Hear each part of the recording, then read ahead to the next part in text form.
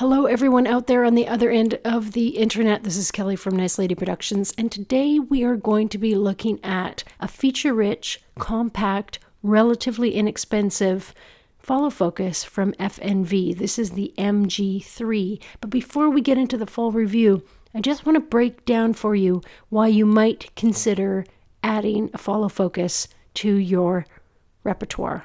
Reason number one, it keeps your fingers off the camera lens. You might find that when you are focusing directly with your lens, your fingers might actually impact the look of the focus because you might have some flex in your lens, or you could be adding handling noise. A follow focus can smooth out your focus pull, making it more consistent looking. When you're using a follow focus that is built for still lenses, it can actually elongate the focus throw of the lens, which is very handy. Having a follow focus will allow your focus puller to stand on the other side of the camera or away from the camera using a whip and pull focus while you are able to frame your shot and focus on the actual shooting. Number 4, it's great to have a follow focus when you are mounting your camera to a shoulder rig and you want to be able to pull focus on the side of your camera while you are shooting. And lastly, one of the reasons why follow focus has a marking disc is so that you can set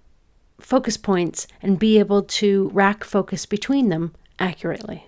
So those are some reasons. Now, to put the FNV MG-3 into context, let's talk about some of the other follow focuses out there. One of my favorite follow focuses on the market is the OCONNOR, and this is the dual mini, and this one is particularly built for photo lenses, but they also have one for cinema.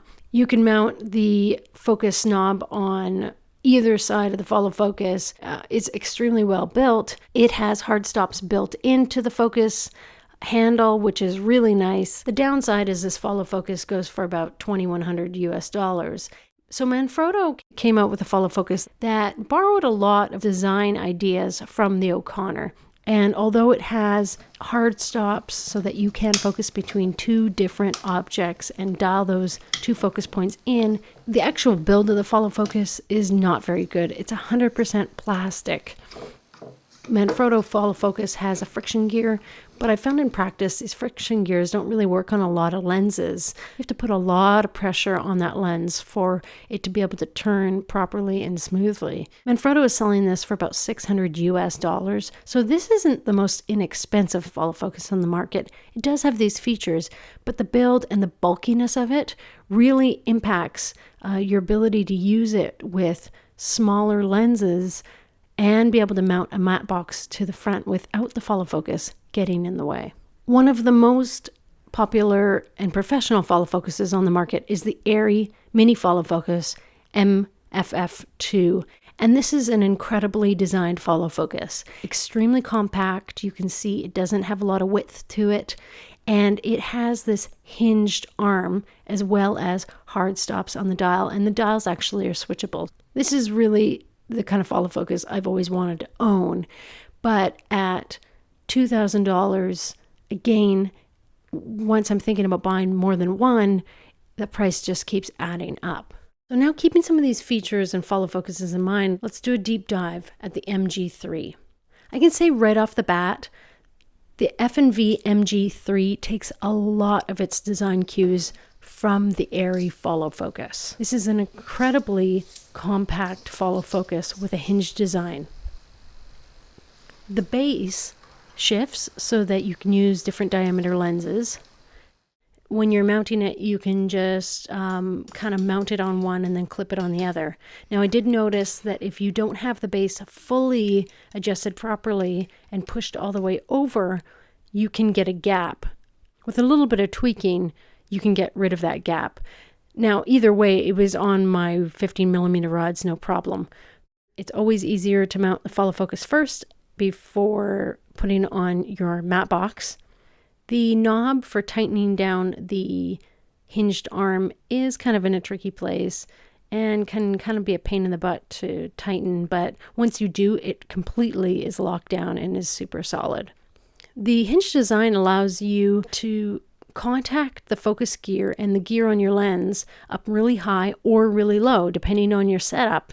It also allows you to kind of tuck that focus gear underneath your lens, which again, depending on your setup and your lens, could come in handy. Once you have everything really locked down, you have an incredibly smooth follow focus.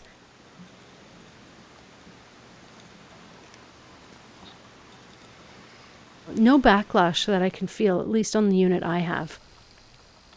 I find this follow focus really, really solidly built. It's all aluminum.